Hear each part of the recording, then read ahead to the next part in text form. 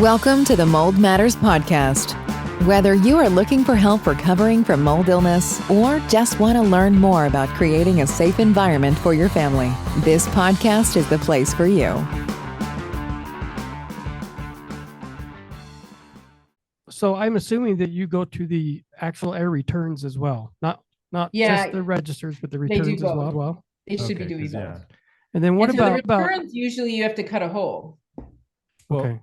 Well, let me because I bet some of us aren't ultra familiar with these setups, but Yeah. just in brief, you've got your unit usually in a utility room here in Utah and probably Wyoming, registers on your ceiling. I know that sounds very basic, but it's really important that you don't just clean the registers that you see it come out of, because that's only the half of the story or part of the story. You got the returns too, which are usually on the floor. Well, something as a but those do get filtered, but still, you don't want to neglect those return trunks as well.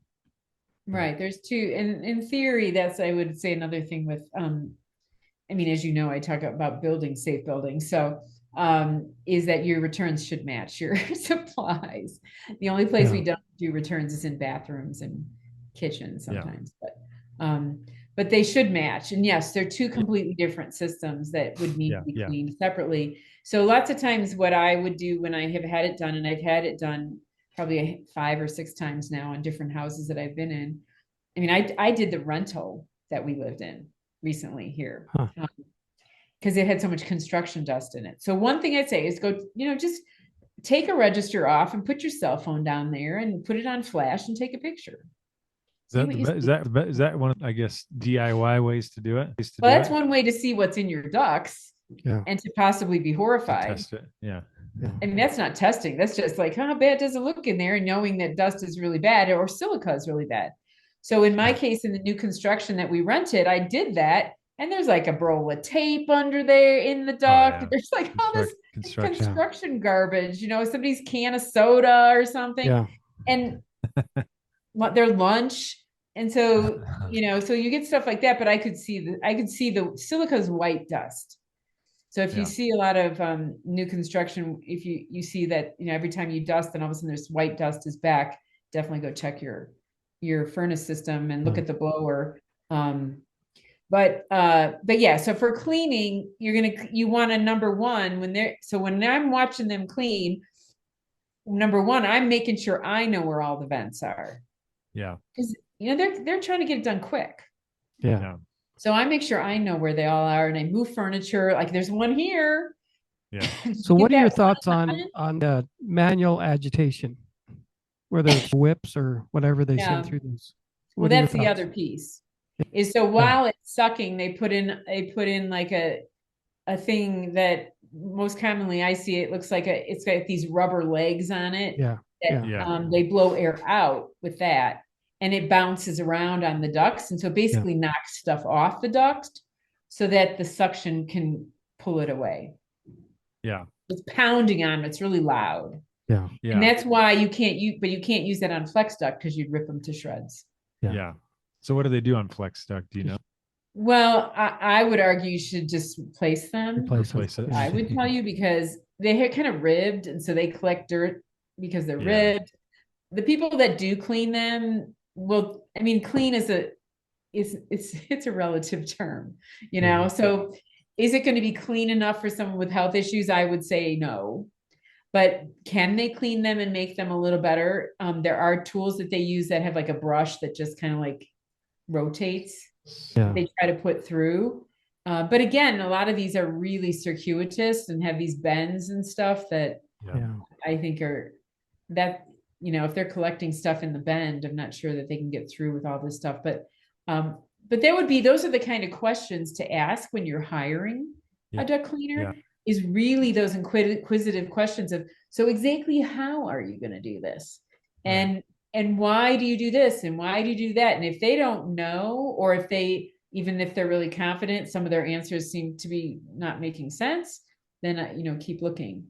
But, what would you say time wise? How long should an average 2,500 square foot home, how long should that take them? Oh, I just did one. I mean, I think a couple hours, I think they Okay. were here, probably. See, Maybe like not more that than one that. that you got They scammed on. charge per duct opening. So I think that's pretty standard. So they go and they count how many openings, it's how many Yeah. times they have to move the hose and put it in somewhere else. Then they have to figure out how to get the hose in your house as Yeah. easy as possible. Sometimes Yeah. people have, they're far from the driveway, or the house is very long and narrow, and that can be a little bit more challenging. You start just like a vacuum cleaner hose. If you keep stringing them together and it's really long, you're going to lose some suction. And How then they deep? don't want the hose to get to get cinched, Yeah. and then not be doing anything. Is, So is there a limitation on how deep into a trunk they can go? I mean, they have a length, and yeah, they do when have there's a L's, length can they get limit. around those?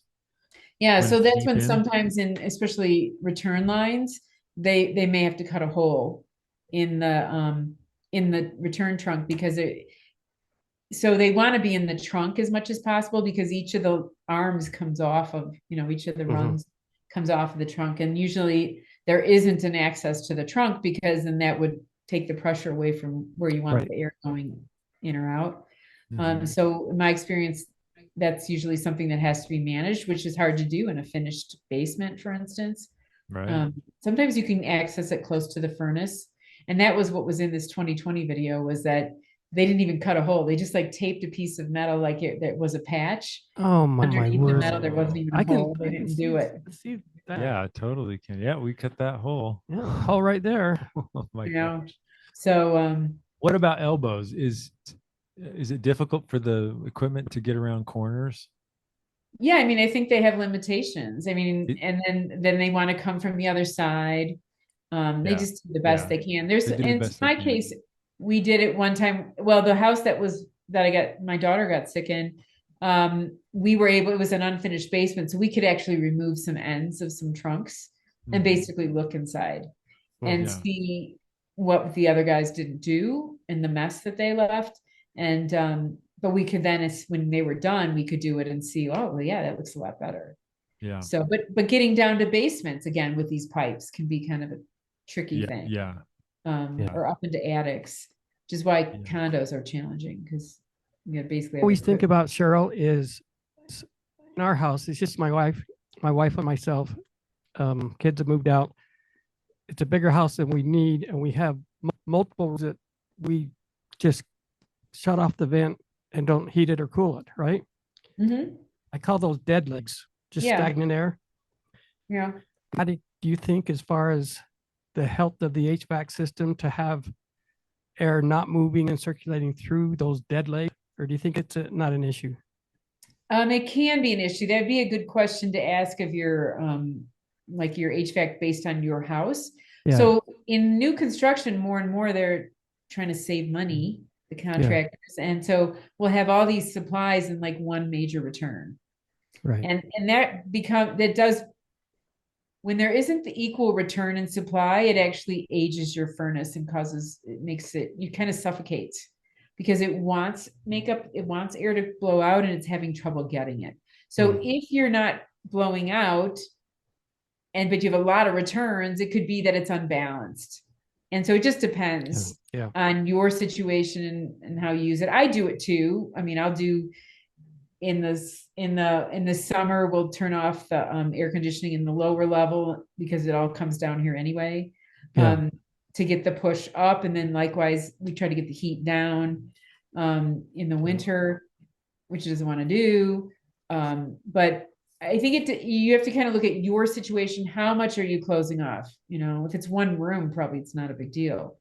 But if it's half your house, you may, but it depends on how your furnace layout goes and stuff. They do have, you can put in zoning. The zoning is like a damper that shuts off a whole section that is more designed to do that. So, but I've never really heard of anybody. I've heard that it can decrease the life of your equipment. Okay. But I mean, that's something hard to quantify. Yeah. Okay. I was just going to say, back to those little whips, you can see how that could quickly go wrong if you don't do it right. right? Because it's really agitating, like Oh yeah, it's crazy, loud. right? You just They're whip banging stuff. around. And if you don't have it contained well, or the proper you said, that can go. Well, yeah, like if everything isn't closed and the vacuum isn't running when they're doing it, there are cases where people have their duct openings are not really sealed at the floor, Yeah, the ceiling, wherever it's coming out of. And so then you would have these places where air could be kind of leaking out. And that's why we just want to make one, everybody should be fixing that anyway. right, right. But yeah, the devil's in the details. Yeah. And Well, if you don't get the details right, then it could be a mess. back to your original story where you arm in. So the way I see duct cleaning, you've got the whips that they can, on an extension, they can go down deep and whip through. What about that? What about that? To me, I don't know if it's the most problematic area, but that's area, you can reach with your arm. Again, there's an elbow usually right there where it comes up out of the ground or something. That is often one of the dirtier spots. Am I correct? Yeah, and they actually that reminds me is they go in and vacuum and stuff from the top too. As much as they can reach. Well, they have a tool that that they are cleaning around, and then the guys that I've had recently are taking pictures. They're just using their cell phones taking pictures to see. But yeah, they're cleaning from the top too. Okay. Just off the top, basically vacuum, a not good quality HEPA vacuum. But return airs can be, sometimes you have to remove covers that are painted on. So the painter may have done a really good job and they like caulk around it. And this is really great because we want the vent to be disguised into the wall and whatnot. And so sometimes what I would recommend is using a razor blade and just breaking that seal so you don't pull off a lot of paint. But it is better to open those than to try to like do anything through the vent. Yeah. We have a licensee out in Louisiana who used to every treatment. Remember, he'd pull off filters in the home, just put new ones on. Oh yeah. Well, no. At first, he'd take them out to the truck and power wash them. He had a power washer. Yeah. He'd power wash them all, put them back. That was standard part of his treatment. But yeah, is that something for too? Because those grates, especially the return ones, get so filthy. They're not great. They're not easy to clean either. Just with the vacuums, you really have to. Any thoughts on the actual? Metal grate? Well, they have to be cleaned. I mean, at least a good dish soap. I'd get a big bucket or a kiddie swimming pool or something out in the yard and be, wash and scrub brush. And it's amazing how caked on they become. Yeah. And so, we did do that in the original 20 years ago house issue. We ended up pulling them all off and scrubbing them. The times I've done it recently where it was new construction, we actually didn't do that. Actually, I did take some and just run them under the sink faucet, but those were brand new construction, so it wasn't really caked on as much. But that's a good point to mention that the vent covers. I mean, that's something anybody can do on their own. We don't need a professional to do that. And it wouldn't be a bad thing to do that. Exactly. So here's a question I have for you, because you grew up in Chicago, right? Lived a life, and that's a fairly humid area, correct? Yeah, in the summer. Now you're in Wyoming, Cheyenne, which is not humid, correct? No, I think my office right now is 20% relative humidity. Yeah, you're kind of like us in Utah. Bone dry, yeah. So are the locations with humidity and this whole conversation of cleaning? I have some thoughts, but I want to hear yours first. Our location, say that question again. Are there implications with humidity and this kind of conversation about dirty ducting? Does humidity play a role? Oh, 100%. So the other thing related to when you have mold in ducts has to do when oftentimes, so in my situation, if I go back to my situation, which I can talk about, it was a ranch house in Chicago with the furnace in the basement, and then the ducts, the main truck lines are in the basement. What's the coldest place in the summer in the house? The basement. Mm-hmm. What has 50 degrees air blowing through it? Those metal ducts in the basement. Mm-hmm. So when you add humidity into the equation, and you start thinking about when dew points would cause condensation on materials. So that's what's really happening in ducts, is that we're having condensation going on inside the metal ducts, and the dirt and dust is your food source. Yeah. Which is why, so you do want to eliminate the condensation potential by watching your humidity and monitoring your humidity. And obviously in a dry climate like you're living in or I'm living in, it's pretty easy to monitor your humidity because it's mostly really dry. But you go down to the Carolinas, Florida, and those places, or anywhere, Midwest, anywhere where you have a hot, humid season, then you have the potential for the water. Now it's even more important that you don't have the organic matter in your ducts. Right. Yeah. And I think kind of experience in Utah is because we are dry typically, and I'm not saying every time, but typically the ducting stays relatively dry. So it is a dust issue more than, because again, a lot of people in Utah, they hear that story about, man, there's just mold throughout every portion of my ducting. And that's rarely the case here, but I do know, talking to some of our guys in the South, that maybe it's more of an issue. You know, what about the people using, what about the people using swamp coolers? Oh yeah. Yeah, they're getting less and less popular. Yeah. Right. I actually don't think anyone's putting them in anymore, but that's to the point of they're using humidity. And the other point I would make on that is it's usually air conditioning related. So in climates like yours and mine, where heating is the primary function of the HVAC system, or a very big, more months are heating than cooling, then that's heating is dry. That's dry air, and it's not really conducive to condensation unless you have high humidity in your house for some reason, or you're bringing in air from the bathroom or whatever. But generally, that's a drying heat. Yeah. When you do air conditioning, that's the opposite. We're trying to actually condensate the humidity out of the air to make it comfortable. And the air is cold, which doesn't hold as much moisture. Right. And so hence, it's usually the cooling season. So people usually notice some reaction related to their ducts when you change systems. So like when you go from cool heating season and then you turn on your air conditioning, that can, and now we're having more heat, it's more humidity because the temperature has gotten warmer. Or I noticed a lot in, like, say, October, kind of a time frame when you have maybe didn't use it for a while. Now we're going into heating, and the heat turns on and basically is annihilating the mold, because the mold, not completely, temporarily, because the mold doesn't like all that heat and dry air. And so they put out all their babies to go find other wet spaces to land, because it was really pretty nice and wet in there all summer. Yeah. Yeah. And so in the shoulder seasons is when I see people mentioning that they are, like, all of a sudden I'm not feeling good. And I smelled my duct system smelled bad when I turned it on. Yeah. Another one.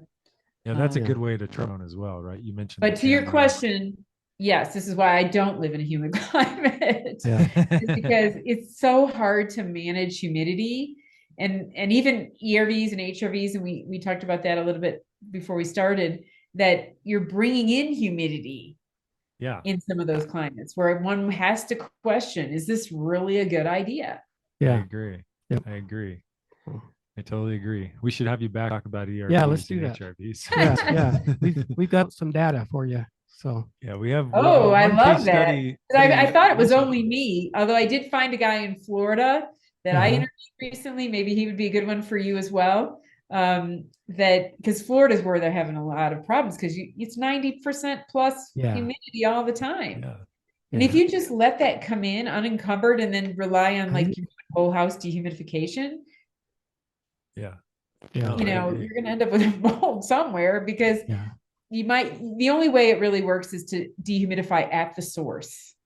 Yeah, humidify before you bring it in. That maybe could be something. Yeah, and beware when they say that, oh, the HRV, ERV removes moisture from the air. Okay, what that means is that if the moisture coming in is 90%, they might remove 2%. Yeah. And so now it's 87 or 88%. Yeah. And they're not lying. It did remove moisture from the air. Yeah. The problem is that it's insignificant. Yeah. The amount. And yeah, I had a client in Minnesota, of all places, who it was the HRV or ERV. I think it was probably an ERV in Minnesota, or HRV, I mean. And I called the company and I asked for the data on at what point is the humidity not being taken out enough. Yeah. And so he was able to come up with the data, but it was clear that it was not very much that you could rely on the that equipment alone. Yeah. Yeah. That's really interesting. We definitely need to have you back for Yeah, that. we'll do that. We looked up the original patent on it, and we've done a lot of study into it. Yeah, it's Oh, interesting. I do want to talk. We had a deep dive on it. Yeah, We've been trying to figure it out mostly for this lady we feel so bad for, but we've had a couple of others that just some mystery ones. We have a couple of mystery ones, and they all have an ERV or an HRV. So we're starting to question maybe there's something to it, So yeah. But is there anything else that's worth pointing out, Cheryl, with regards to the ducting process that you wanted to note? Well, the duct cleaning is a bad thing happened to me. We lost money and I think my kids actually got sicker temporarily, but ultimately it took my daughter about a year and she did recover, but it wasn't overnight. It wasn't so that's one thing to know, is that when we were done and the ducts were cleaned, and they were cleaned, I mean, we took them apart and we really looked at them. I had a good guy. She wasn't better overnight.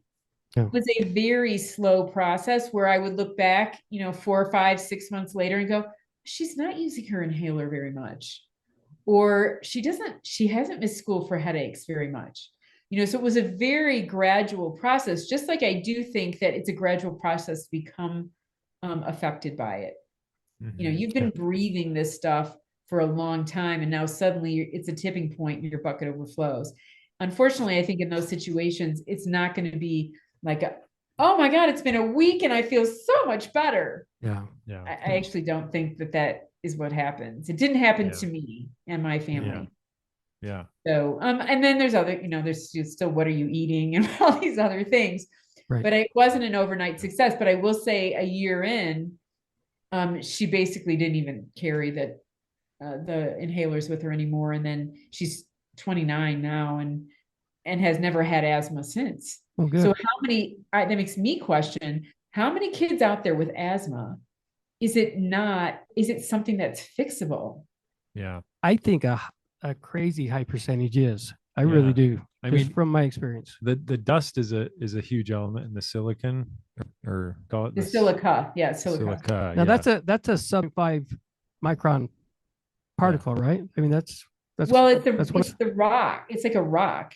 Yeah. I don't know the science of it, other than the attorneys are all over it for people in work situations, but know nothing about what could happen to people over many years of breathing it in their duct system. Yeah. But it's a very, very fine dust that is particularly hard to clean, honestly. So in terms of duct cleaning, the case that I had that I was consulting on, again, $4 million house, and it didn't even work. I was brought in to kind of help to mediate the situation. The builder wanted to just clean it, and he wanted to take the entire furnace apart and clean it, because I'm like, it's in every nook and cranny, and it's a little rock that the blower is rubbing on. That's what makes it basically it's going to depreciate really fast. And I said, for you to really do this, it's going to be cheaper to replace the furnace. The duct cleaning, that's why it gets stuck in people's lungs, and it becomes really a very hazardous health condition that's deadly. Aspergillus, I think it's called silicosis, because it's such a fine dust that it's, even if you see it and you try to clean it, it's really hard to clean. Yeah. Well, and I was actually going to point out too, that the silica in the dust, and also there's the CDC. This is back in the 90s. I read an article where even then they said 93% of asthma cases in the US are correlated with mold. Again, not a causation necessarily, but correlated with mold in the home. I can't remember how they worded it, but definitely asthma, in my opinion, mold and all these other contaminants are huge contributors. So I want to let's thank Cheryl for coming out. Yeah, Really thank you, appreciate Cheryl. it. For Oh, being well, with us. thanks for having me. I love talking to you guys. And I Yeah. do want to see your science about that. Yeah, I we think will. we're on the same path of a little bit questioning, like, really? Yeah. Yeah, it's Is really that going to interesting. work? We'll be in And, touch. and so I'd love to be a part of that as well. Yeah, So, let's do that. Let's put that on the schedule. And then I do want to give you a shout out. Why don't you tell everyone how they can get in contact with you? Because you do consulting service if someone has a yes. situation and you do them remotely. So tell us about that. I do. So I do a few things. So I'm at avoidingmold.com. That's my website. And I have a lot of education there. So part of my mission is education and having homeowners and clients that are of home builders and just really anybody in the general public, even renters, be as knowledgeable as possible about their own bodies and their environment. And so I do education. It's come that my most affordable education is recorded, and then but every situation is unique. And so I do also do individual consulting. It turns out that I can do that remotely. Number one, I don't really like going into moldy sick buildings, but that came up. I tried helping someone using Zoom. We use pictures, we use videos. Sometimes people walk around with their phone on FaceTime and show me stuff, and then I say, can you tilt it that way, or let's see what's going on over there. And it's actually been really effective for me. As somebody who's trained in how houses are supposed to be built and best practices.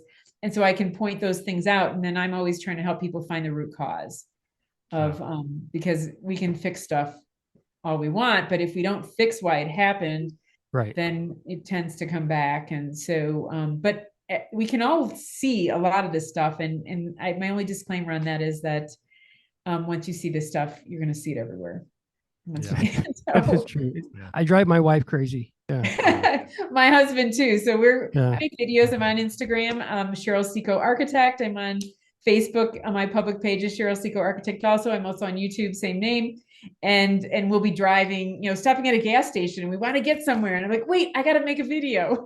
So I see defects and I see challenges, and sometimes I see good things. And I do try to point those out as well everywhere I go. And so given the mission of trying to train people's eyes to see stuff and say, no, that's not good. Or even notice it in their own homes and go look around. We have a tendency to stay inside when it rains, but sometimes we should walk around outside. So avoidingmold.com is where you can find me for my courses, my education, my free stuff, of which I have plenty. Don't forget to like and subscribe there. And And if you need individual consulting, I can help with that too. Awesome. Great. Yeah.